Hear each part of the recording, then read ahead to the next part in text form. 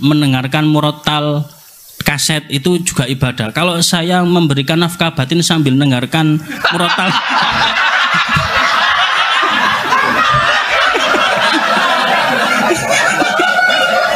nah itu gimana hukumnya, nonton? Kan sama-sama ibadah, nonton. Bismillahirrahmanirrahim. Matur suwun atas waktu yang diberikan. Ada 2 pertanyaan, Gus. Belum sudah korupsi ini. Kok enggak 4 sekalian? Yang pertama terkait dengan penafsiran ayat mengenai Inna fatahna laka fatham mubina, tentang pentingnya kekuatan untuk bisa mengawal kebenaran. Tapi sampean percaya tuh sama kitab itu? Inje. Oh ya udah percaya dulu jangan nanti aja, penting percaya dulu. Iya. Dan dikaitkan dengan hadis Rasulullah, al-mu'minul qawi khairun wa habbu ilallah minal mu'minid dhaif. Ini kaitannya dengan qadhiyah Palestina sekarang niki. Dimana sudah setahun lebih ini kan tertindas dan ada wacana untuk kemerdekaan Palestina ya, tapi dengan beberapa syarat ya, di mana di sana ada 2 faksi, ada faksi Fatah yang lebih memilih jalur diplomasi dengan Israel dan juga Hamas yang lebih memilih untuk mukawamah ya. Nah, selama ini perundungan ini masih alot gitu, dan apakah yang dipilih oleh Hamas untuk terus melakukan perjuangan hingga mendapatkan kemerdekaan ini sebagai sebuah cerminan dari al-mu'min al-qawi, atau justru cara Fatah yang ingin melakukan menghasilkan perdamaian ini melalui jalur diplomasi. Yang kedua terkait dengan masalah fikih.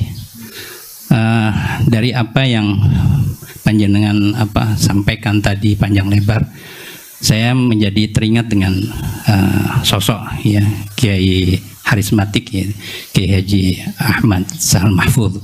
Beliau dikenal dengan fikih sosialnya. Dan tadi kalau berbicara tentang asbab nuzul mengenai surah Mujadilah itu kan menarik sekali ya. Jadi ada semacam perubahan ya hukum ya, yang dari awalnya itu tidak boleh menjadi boleh ya. Nah, kalau kita kaitkan dengan fenomena sekarang ini, kita juga mengenal ada yang disebut dengan fikih progresif ya. Jadi apakah memungkinkan ya dengan kondisi real di masyarakat sekarang ini, ketetapan hukum itu yang sudah ditetapkan dalam Al-Quran bisa berubah ya secara hukum dengan menyesuaikan kondisi di masyarakat? Bukankah tadi dari asbabun nuzul ini ya kemudian ditetapkan dan itu menjadi syariah? Nah, apakah syariah itu sesuatu yang tetap atau memungkinkan untuk bisa berubah dari yang halal menjadi haram ya, misalkan dari yang makruh menjadi dan sebagainya? Bisa jadi mahasiswa. Gak mau kalau contohnya. Ya, matur suwun Gus. 2 pertanyaan kok. Ya. Yang kedua monggo Gus Torik biar berurutan. Assalamualaikum warahmatullahi wabarakatuh. Ini namanya siapa tadi? Afif. Pak Afif. Afifullah atau Afifuddin? Afifullah. Mohon izin Kiai mau bertanya. Awalnya banyak pertanyaan tapi takut dianggap korupsi jadi satu mawon insya Allah. Jelas korupsi itu mau. Karena Universitas Islam Malang itu ada Islamnya, maka biasanya ngomongnya sama rektor.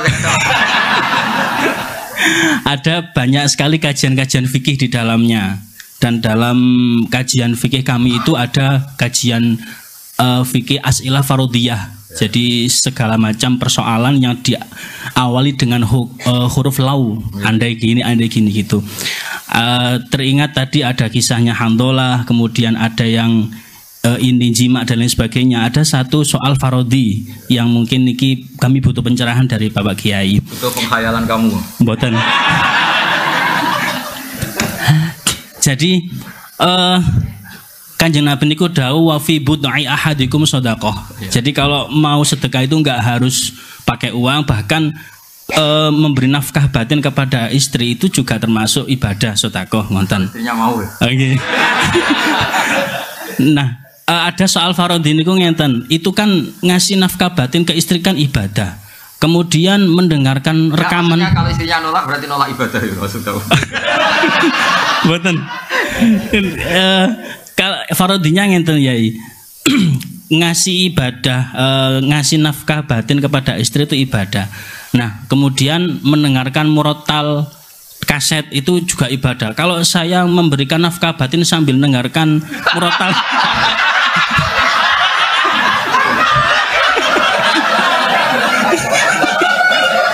nah itu gimana hukumnya ngonten? Kan sama-sama ibadah ngonten.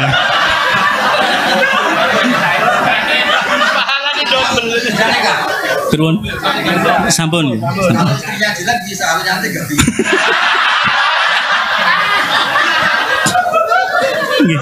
Kemudian sub pertanyaannya lagi, apakah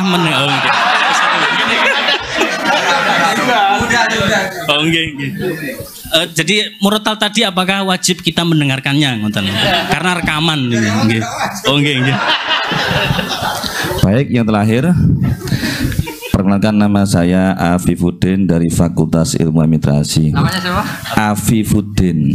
Beda dengan ini, Ya, itu Afifullah. Kalau ini muannas yang saya muzakkar. Baik, saya tidak keluar dari konteks dan saya tidak korupsi. Saya hanya satu ucapan saya di dalam hadis Sahih Muslim, al mukminu al qawiyyu khairun wa habbu ilallah minal mu'min wa adh-dhaifi.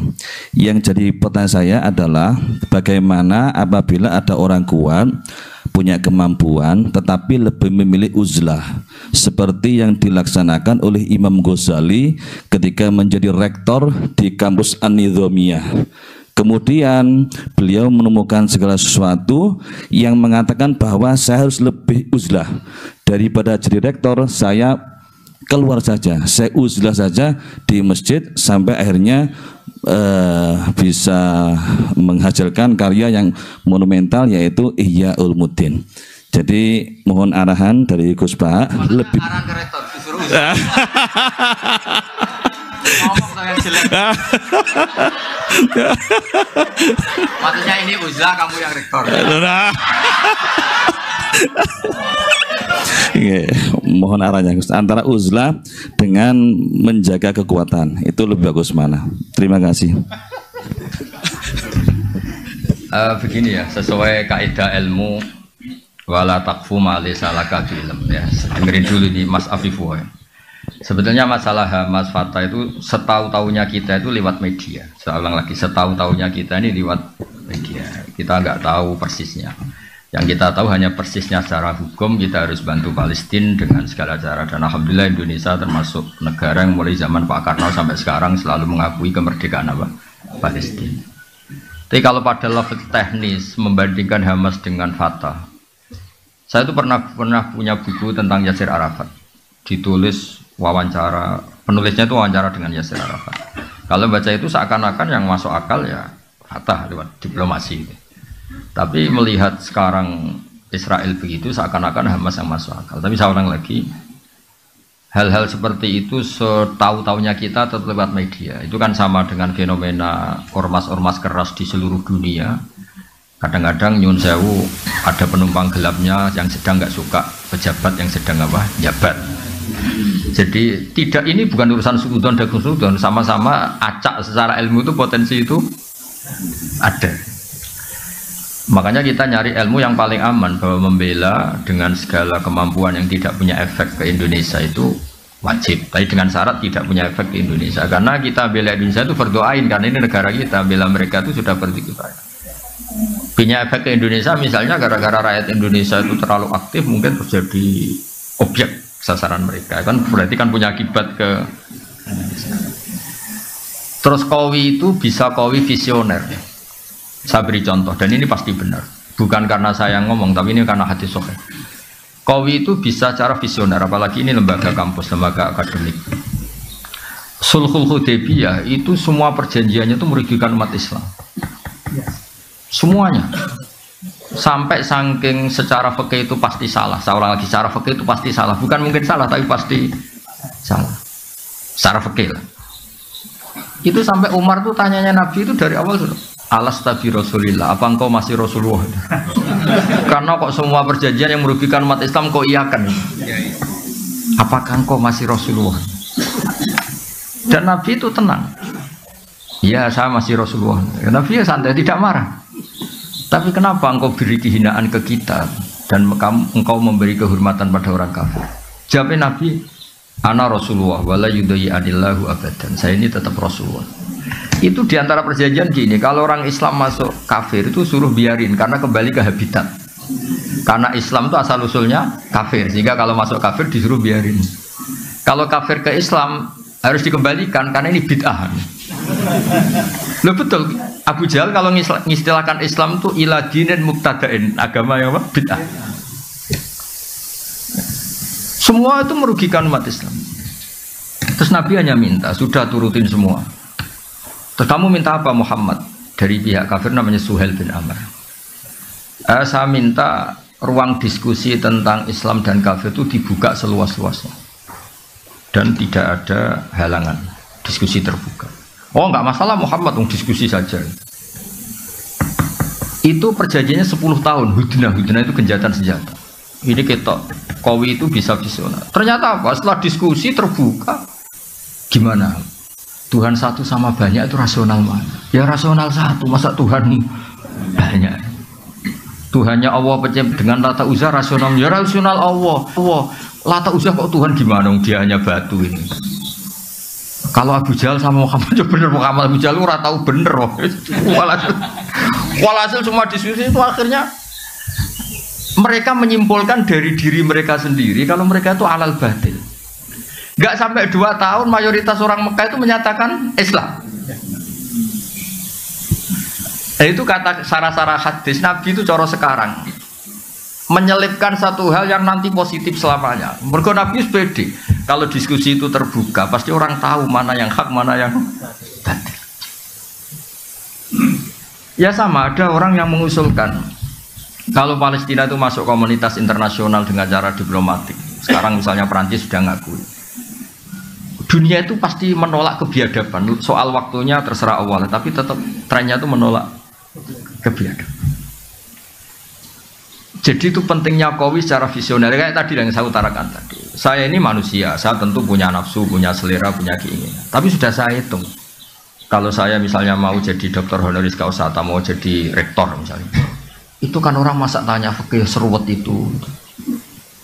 Tapi kalau ada yang kultural kan kayak jenengan gini, cucu pengen ngaji di saya, terus ngaji itu aja. Coba kalau ngaji direktur, cari itu dosen yang ahli itu, yang bagian itu, ayo wajar. Wah enaknya jadi rektor kan, kalahnya sama ketua yayasan. Coba kalau Islam gitu mau dikemanakan ya? Tapi ya kita butuh, karena yang jadi menteri tentu yang punya gelar, yang macam-macam. Jadi Qawi itu bisa Qawi secara apa? Bisa. Terus contoh menaik di Uni Soviet, Mas Afifullah. Saya punya teman banyak yang kerja di sana. Saya kan karena kerja di Jogja punya teman yang kerja di Jerman di mana-mana. Itu cerita. Ketika Uni Soviet runtuh, yang peristiwa Glasnost itu kenapa ceknya tetap Islam, Uzbekistan tetap Islam. Saya juga pernah ketemu orang Uzbek di Malaysia. Di Malaysia apa di Korea itu ketemu ulama Uzbek, itu cerita mereka tuh punya ruang-ruang di bawah tanah untuk ngajari anak-anaknya tauhid, sehingga ketika secara lahir itu komunis ateis, sebenarnya mereka itu punya tauhid. Maka ketika keluar dari Uni Soviet itu tauhid gak pernah hilang, jadi barokahnya kayak Madin. Jadi terus mereka milih jadi tetap negara Islam, Uzbek ceknya. Artinya apa? Ketika secara lahir mereka terkooptasi oleh paham ateisme, paham komunisme, mereka ternyata di keluarganya tetap menanamkan apa? Tauhid. Makanya ketika tauhid ini nggak pernah hilang, terus negara merdeka ya langsung tetap jadi negara komunitas Muslim. Maka di antara visi Quran itu tentang kalimat tauhid itu begini: wa ja'alaha kalimatam baqiyatan fi aqibih. Kemudian Ibrahim menjadikan kalimat tauhid sebagai kalimat yang abadi di anak turunnya. Kenapa kata fi aqibi, bukan kampus, bukan pondok? Karena orang itu pasti ingin yang penting selamat tuh anaknya dulu. Makanya sebelum ke Unisma anak ini sudah muslim, sebelum mondok juga sudah. Ini pasti jasanya orang tua. Itu juga qawi, maksudnya apa? Jadi itu juga visi yang, jadi qawi itu tidak harus, ya jadi qawi itu bisa.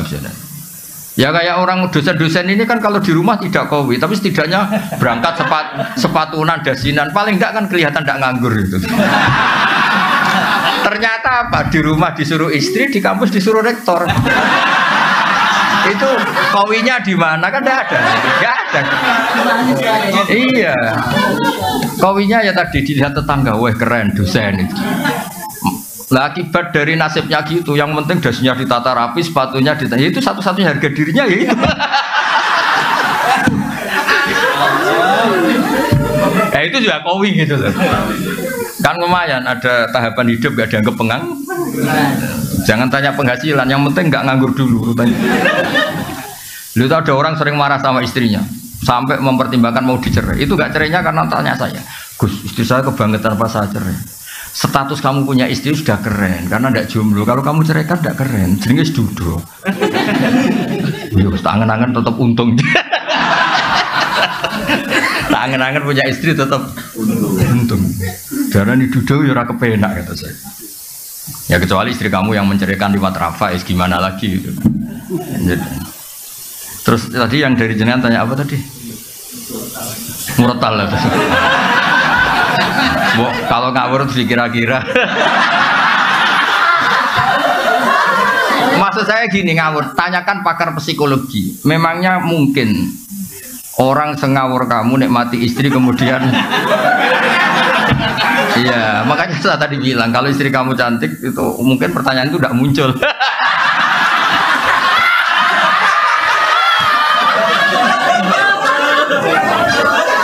Karena sambil kecewa makanya sambil bisa mendengarkan. Ya kan, karena sambil kecewa makanya sambil bisa mendengarkan. Tapi kalau all out gak bisa ya. Ya makanya pertanyaan tadi itu kadang-kadang ngawur itu ya penting. Jadi itu kan sebetulnya hadis itu bukan untuk tadi, untuk fardiyah tadi, untuk pengandian itu. Bukan untuk pengandian. Nabi itu ingin semua kebaikan sebenarnya mudah. Keseharian kamu itu sudah ibadah, termasuk ngumpulin apa? Istri. Nah itu Nabi itu hanya ingin cerita tentang betapa mudahnya masuk surga. Makanya saya itu termasuk kiai yang menyetujui itu. Masuk surga itu gampang. Saya sering bilang ke jamaah saya, surga itu kan kamu sudah dikasih kuncinya, miftahul jannah la ilaha illallah. Neraka kamu tidak punya kuncinya kok bisa masuk? Harusnya orang itu nggak bisa masuk neraka karena nggak megang apa? Kunci. Kita ini kan hanya pegang kunci surga. Tapi ada orang kiai yang bantah, Gus, mungkin neraka tanpa pintu. Jadi blank-blank saja. Terus saya bilang, tapi saya tidak tahu alamat neraka, saya tidak tahu. Yang saya tahu alamat surga. Makanya saya sampai sana. Kalau kamu mungkin tahunya alamat neraka, makanya kamu sampai sana. Ya kan jelas kan miftahul jannah. Orang udah pegang kunci kan menang ayam sudah. Apalagi kita ya kan orang pesantren sering tahlilan, kuncinya banyak. Mau lipat pintu mana kan kita sering. Ya kan kita kan sering tahlilan, itu kuncinya kan. Jadi Nabi itu di hadis wa fi buti ahadikum shadaqah itu Nabi ingin memberi contoh. Segampang itulah apa? Masuk surga. Terus ya tadi yang Abi Budin tanya apa? Bagaimana uzlah dengan ngomongnya sama rektor.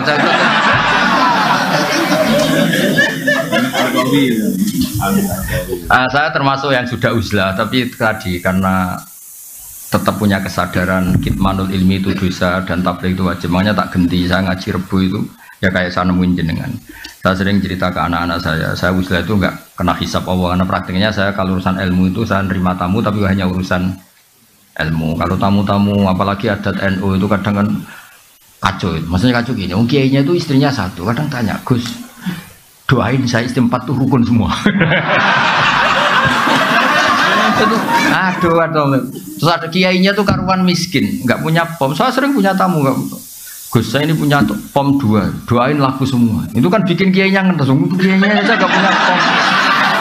Saya itu termasuk kenapa gak terima tamu itu dosanya tamu-tamu yang ngawur-ngawur itu termasuk itu. Saya sebetulnya termasuk kiai yang mapan ya, tapi mewakili kiai-kiai yang tidak mapan.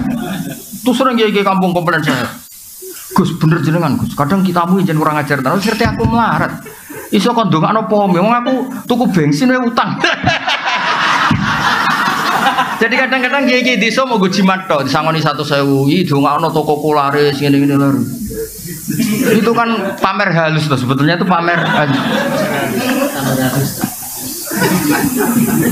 jadi uzlah itu ya ada sebabnya, dipicu tadi kemarahan-kemarahan sama tamu-tamu itu. Lah tamu kok sopan tuh gimana? Tema yang nentukan dia. Kita yang punya rumah mungkin kan punya masalah keluarga, tapi tamu itu kan yang menentukan tema. Iya saya mau nikah lagi, doain 2 istri saya rukun. Begini ini kan juga ngenes. Kadang istri 1 saja mendekati cerai kok ada orang. Dengan Allah. Oh iya kan ngawur betul itu tamunya itu. Jadi sampean kan gak ada rasanya jadi kiai itu kalau tamu itu macam-macam. Saya kan termasuk kiai yang nggak pati tertarik kaji berkali-kali. Saya pernah haji. Itu kadang ada tamu travel tuh. Saya doain Gus setiap tahun bisa haji. Padahal saya tidak termasuk yang berpendapat itu penting. Tapi dia memaksakan untuk didoain tiap tahun bisa haji. Nah ngawurnya lagi kadang dia salam tempel di depan. Kalau nggak bilang iya kan sungkan. Makanya saya kan termasuk kiai mapan. Saya bilang ini kalau kamu udah ikhlas. Temanya apa dulu? Uang pegang dulu kan. Aku bilang, saya ini kiai mapan loh, udah pati butuh kata. Mikir dia, kalau ngadepin saya mikir. Wah repot musuh Gus Pak. Saya bilang, saya ini kiai mapan loh kata. Nah uzlah itu yang pasti benar adalah menghindari hal-hal yang tidak penting atau yang mengarah ke maksiat. Yang mesti salah menghindari hal wajib.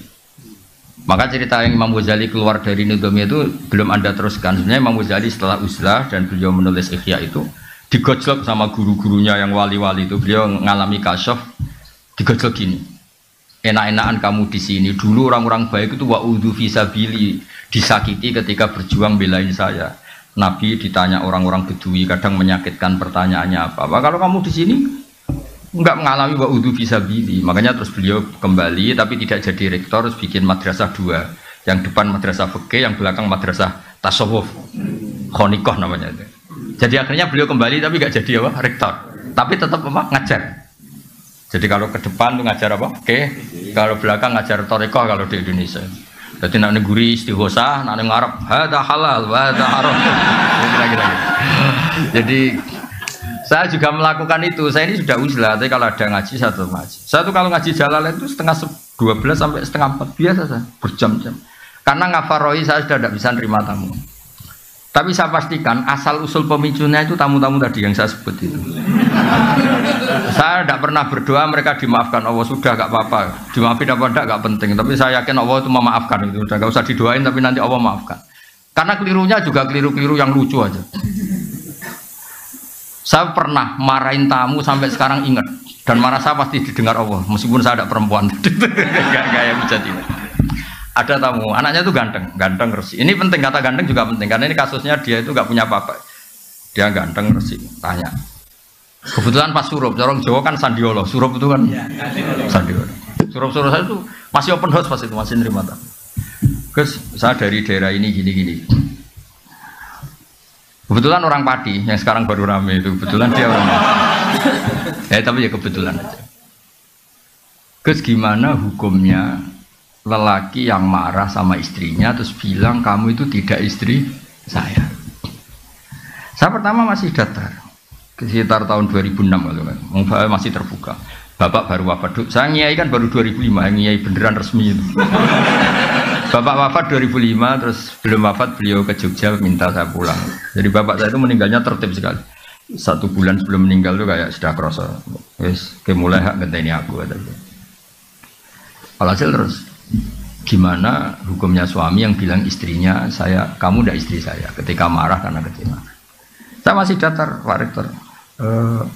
Kamu kenal orangnya, kenal Gus. Coba telepon, saya mau tanya. Enggak usah Gus. Loh ndak saya mau tanya, ndak usah Gus, mulai ndak. Wah saya marah terus. Wong saya mau tanya kok kenapa kamu ndak usah? Betul penting, Gus penting jenengan jawab. Tamu udah kurang ajar betul itu. Oh saya tambah marah. Tapi kan saya marah tetap Islami, saya kan kiai beneran bukan. Terus saya mulai marah gini. Ngomong seperti itu kalau di bab tolak itu namanya kinayatut tolak. Kalau kinayah itu butuh niat, maka saya konfirmasi ke orangnya niatnya itu cerai apa enggak. Karena kalimat itu kalimat apa? Kinayah. Kinayah itu butuh niat, makanya mau saya tanyakan orangnya. Ternyata apa dia bilang? Niku kulo.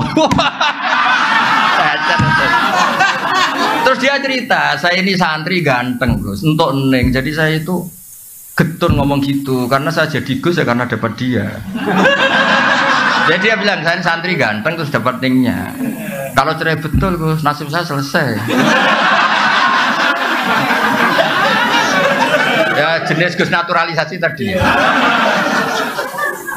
Akhirnya saya tuh kan tadi saya bilang kan saya ini kiai tetap baik, tak tunjukkan takbir di I'ana. Termasuk kinayatut tolak itu lasti bizaujati. Ada orang ngomong lasti bisa kamu itu tidak istri saya. Karena bisa saja niatnya itu lam tu amilni muamalataz zauja. Kamu tidak memperlakukan saya sebagaimana istri. Jadi tidak sampai kotu ala kotin neka. Ya seperti terus di I'ana dicontohkan kama qalar rajulu libnihi lasta bibni. Ada orang lelaki marah, kowe kurang anakku, maksudnya anakku, wong kok mangkel wong tua. Tapi kan dia juga gak ingin kalau anaknya kabur kan. Ketika kamu bilang kamu tidak istri saya itu ingin kamu apa? Ya ben ngergani kula kok ora kok sampai apa? Cerai. Ya berarti tidak cerai itu masih kinayah. Itu jubalin nek kelakuan ngene wae. Ngel-ngelo wong ngandani wong ora oleh nelpon bener. Ngapunten buahmu.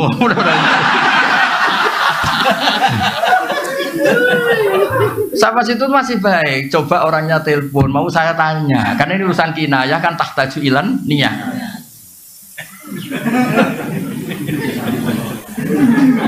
Dia boten usah Gus, dia malah menggurui saya. Ndak usah Gus. Loh ndak usah gimana? Ndak usah Gus. Saya akhirnya nerangkan lafadz itu kinayah. Jadi saya butuh konfirmasi niatnya gimana. Lagi nek ngaku niku kula. Andai kan sudah peristiwa rame ini di TV, dasar wong pati gitu. Untung belum rame yang sekarang itu.